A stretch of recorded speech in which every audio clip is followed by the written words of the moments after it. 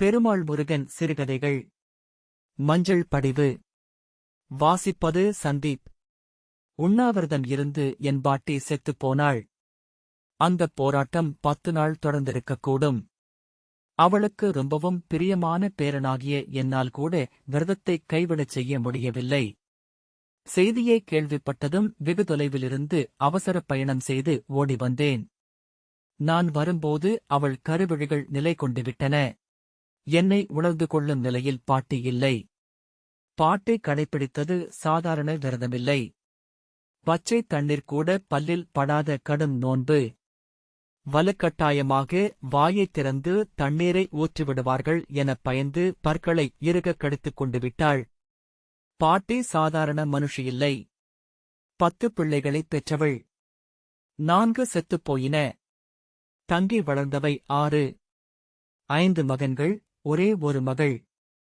அவர்கள் மூலமாக ஏராளமான பேரன் பேத்திகள். பேரன் பேத்திகள் மீது ரொம்பவும் பிரியமுண்டு.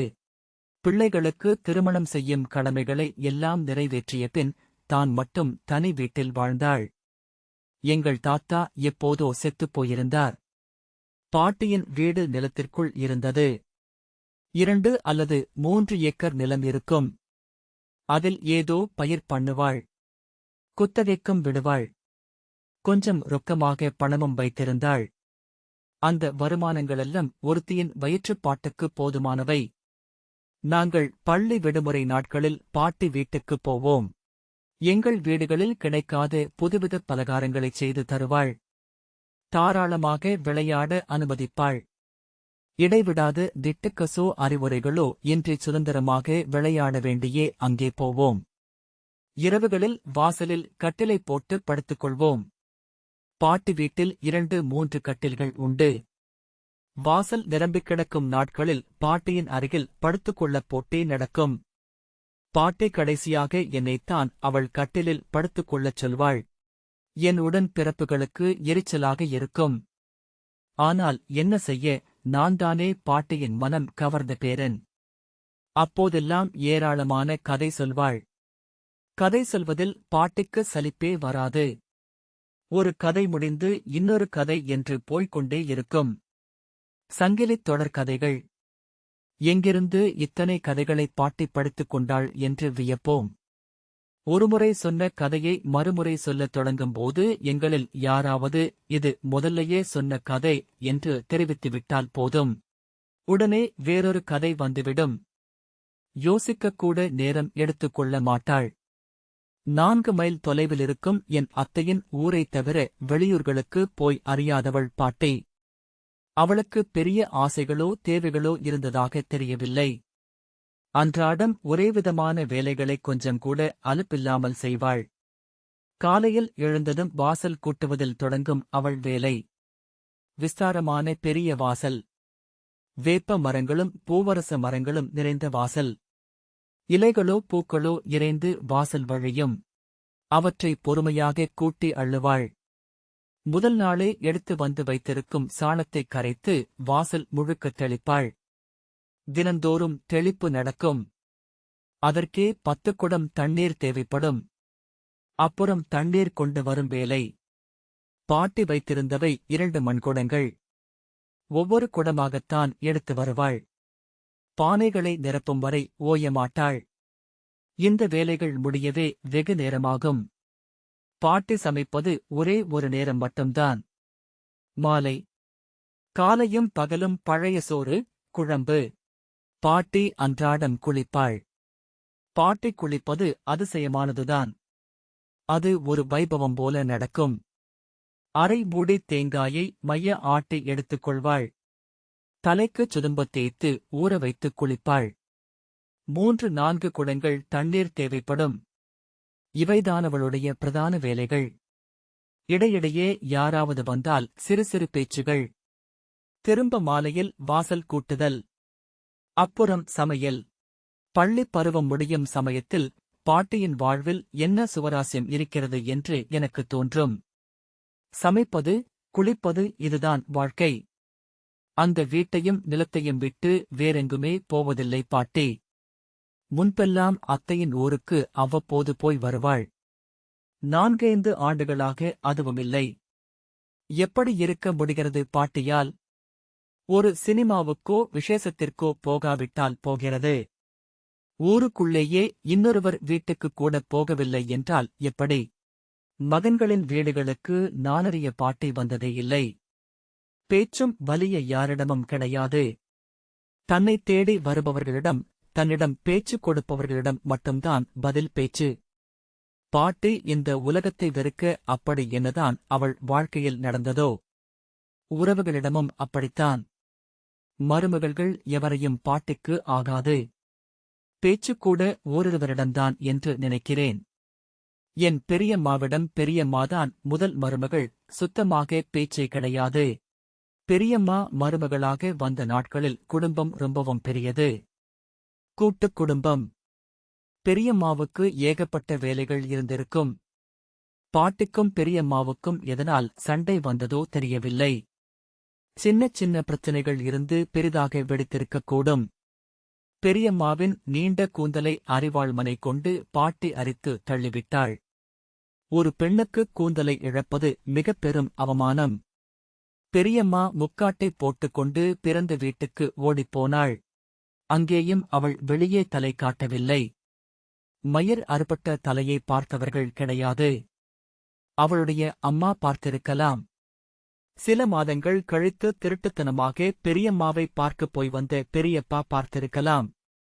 ஒரு வருஷம் பெரியம்மா வீட்டுக்குள்ளேயே அடைப்பட்டு கிடந்தாள். முன்பு போல முடி வளர்ந்த பிற்பாடு வாசல் வெளியென கொஞ்சம் கொஞ்சமாக நடமாட்டத்தைத் தொடங்கினாள். இனி மாமியாரோடு தன்னால் இருக்க முடியாது என்று சொல்லிவிட்டாள். பெரியப்பா ரொம்பவும் பிரயாசைப்பட்டு அம்மாவிடம் அனுமதி வாங்கிக் கொண்டு தனிக்குடித்தனம் போனார். பெரியம்மாவின் ஆங்காரம் இத்தனை காலமாகியும் தணிந்த பாடில்லை. கிழவிக்கு நல்ல சாவு வருமா? கை காலெல்லாம் புழுத்துப் போய்க் கிடந்துதான் சாவுவா? எம் மயிர அறுத்து அந்தக் கையி ஒரு சொம்ப எடுக்கக்கூட தெம்பில்லாத போய் உழுந்து கிடக்கறத நான் பாக்கத்தான் போறேன்னு என்று சாபமிடும். பெரியப்பாவுக்கும் அம்மாமேல் எந்த பிடிமானமும் கிடையாது.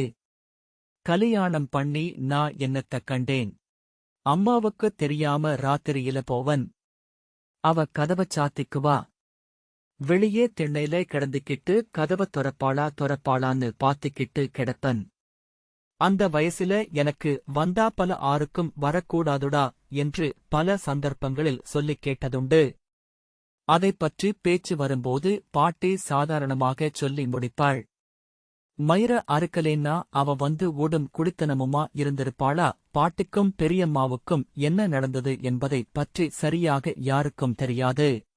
ஆனால் எல்லோருக்கும் தெரிந்து ஒரு சம்பவம் பாட்டியைப் பற்றி புரிந்து கொள்ள பிரபலமாகச் சொல்லப்படுவதுண்டு. அது பாட்டியின் கடைசி மகன், மருமகள் சம்பந்தமானது. பாட்டிக்கு கடைசி மகன் மீதுதான் ரொம்பவும் பாசம் என்பார்கள். 4 வயதாகும் வரைக்கும் கூட அந்த மகனுக்கு என் சித்தப்பாவுக்கு பாட்டி பால் கொடுத்து வளர்த்தாள் என்பார்கள். பாட்டி ஓரளவு ஓய்ந்து போகும் வரைக்கும் கூடவே இருந்தவர் அவர்தான். பாட்டி தன் தொண்டைக்குள் போனதைக் கக்கி எடுத்து சித்தப்பாவுக்கு கொடுத்து விடுவாள் என்று மற்ற மகன்கள் சொல்வார்கள். யாருக்கும் தெரியாமல் பாட்டி எத்தனையோ உதவிகளை அவருக்கு செய்திருப்பதாகவும் அவள் வைத்திருக்கும் பணத்தின் அளவும் அவருக்குத்தான் தெரியும் என்பதாகவும் பேச்சு உண்டு. அப்பேற்பட்ட சித்தப்பா பாட்டியிடம் பலனை அனுபவிப்பதால் பிரியம் கொண்ட சித்தி 2 பேரும் பாட்டியை பார்க்க ஒரு முறை போனார்கள். ஆட்டுக்கறி பாட்டிக்கு மிகவும் பிடிக்கும் என்று சமைத்து எடுத்துச் சென்றார்கள். ஒரு போசியில் சோறு, வேறொன்றில் குழம்பு, வறுகறி தனிப்பாத்திரத்தில். பாட்டி நன்றாகத்தான் வரவேற்று பேசிக் கொண்டிருந்தாள். கறிக்குழம்புடன் சோறு என்றதும் ஆவலாய் பாட்டி உடனே சாப்பிடுவாள் என்று அவர்கள் எதிர்பார்த்தார்கள் போலும். அவள் பையைத் திறந்தும் பார்க்கவில்லை. சித்தி சொன்னபோது சரி வெய்யி என்று சொல்லிவிட்டாள். சித்தப்பாவும் சித்தியும் புறப்படும் வரை பாட்டி சாப்பிடவில்லை. புறப்படும்போது பாட்டியின் பாத்திரங்களில் எல்லாவற்றையும் போட்டு வைத்துவிட்டு 2 பேரும் கிளம்பினார்கள். நிலத்தைத் தாண்டி மண் பாதைக்குக் கூட அவர்கள் வந்திருக்க மாட்டார்கள். பாட்டி நாயைக் கூப்பிடும் சத்தம் கேட்டது.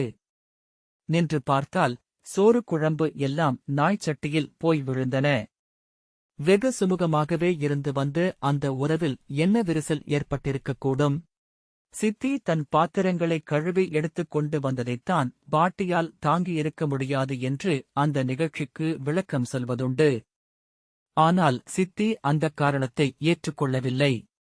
பாத்திரத்தை எடுத்துக்கிட்டு போ என்று பாட்டி சொன்னபின்தான் பாத்திரங்களை எடுத்து வந்ததாக கூறினாள். அதற்குப் பின் மற்ற மருமகள்களோடு சித்தியும் சேர்ந்து விட்டாள். ஏதாவது விசேஷத்தின் போது எல்லோரும் கூடுவார்கள். பேச்சு பாட்டியைப் பற்றித்தான் இருக்கும். யாருக்கும் புரியாத வன்மம் பாட்டிக்குள் புதைந்திருப்பதாக எல்லோரும் உணர்ந்தார்கள்.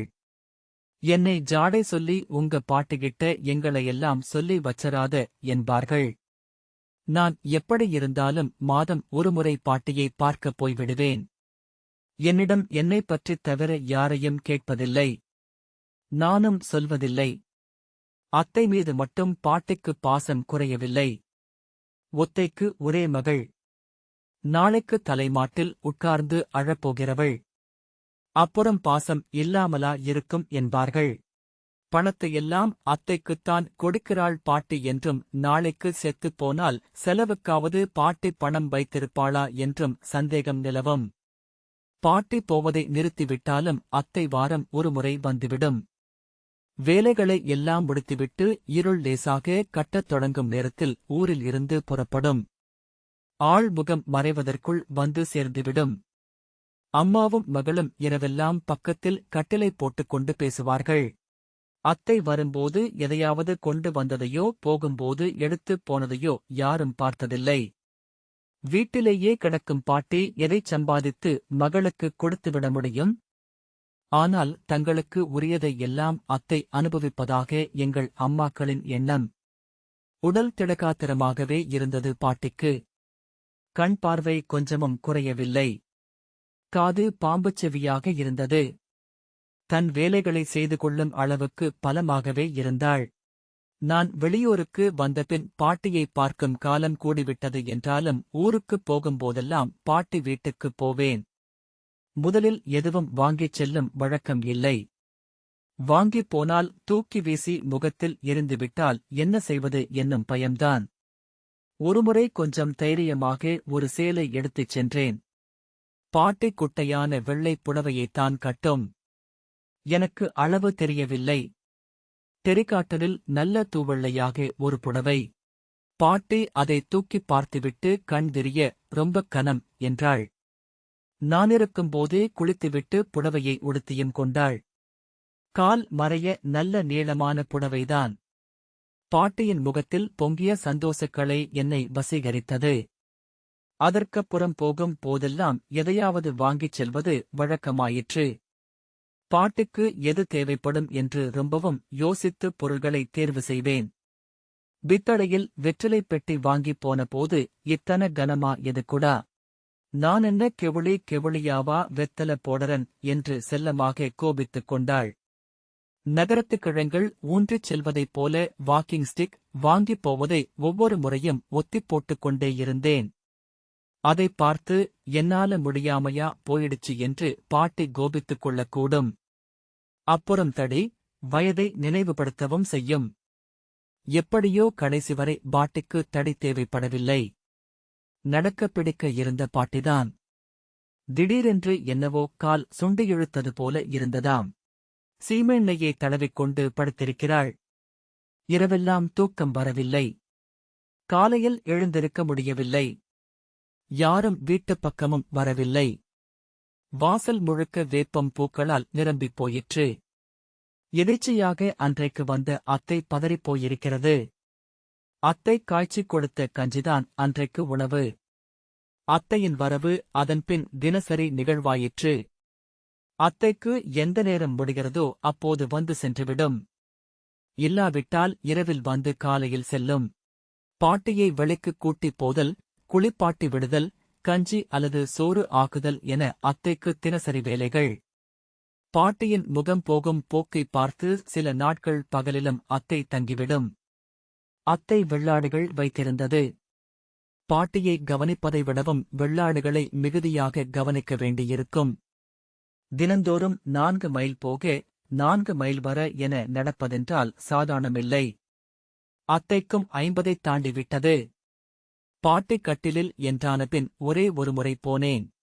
என்னைக் கண்டவுடன் கண்கள் நிறைந்துவிட்டன. மருமகள்கள் யாரும் வந்து பார்க்கவில்லை. மகன்கள் பேருக்கு வந்து எட்டிப் பார்த்ததோடு சரி.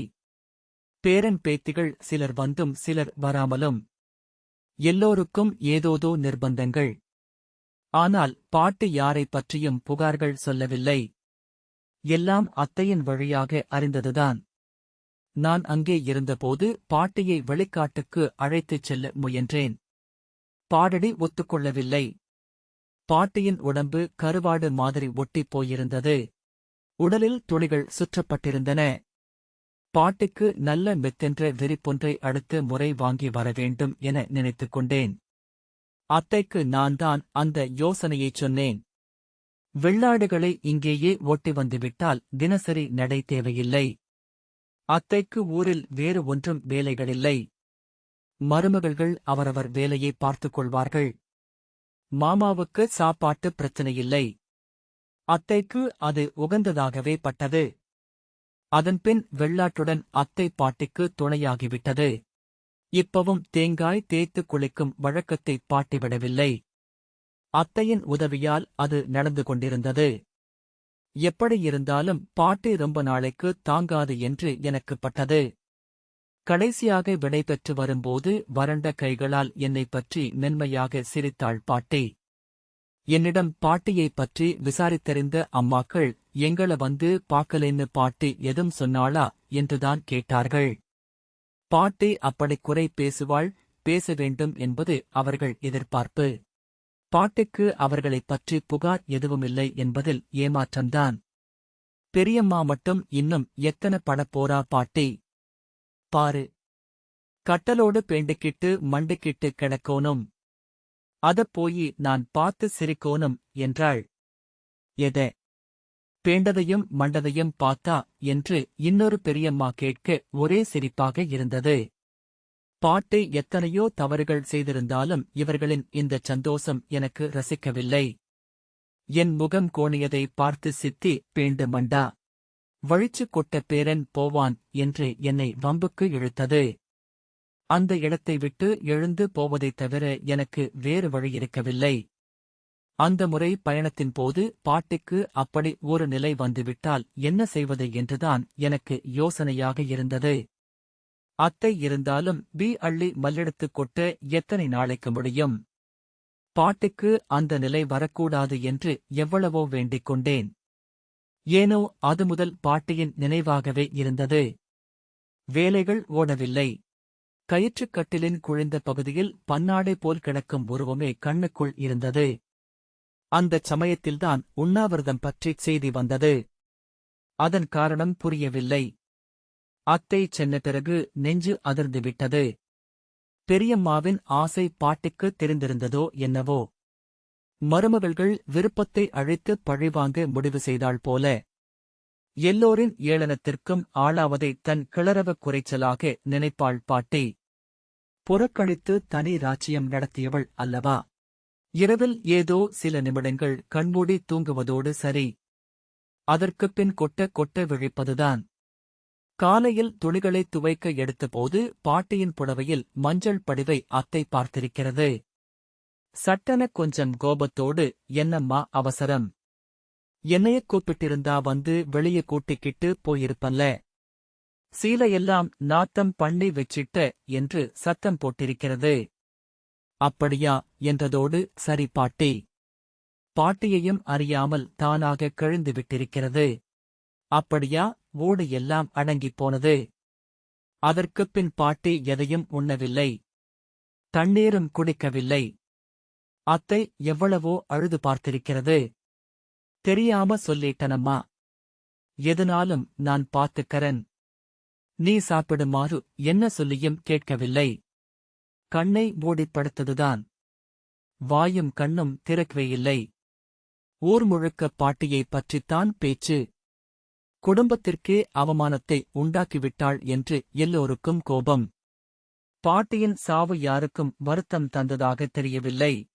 அந்த ஒரு வார்த்தையச் சொல்லாது சீலையத் துவச்சு போட்டிருந்தன்னா ஒண்ணுமில்ல. எங்கம்மாவ நான்தான் கொன்னுப்புட்டன் என்று அத்தை மட்டும் எல்லோரிடமும் புலம்பிக் கொண்டிருந்தது.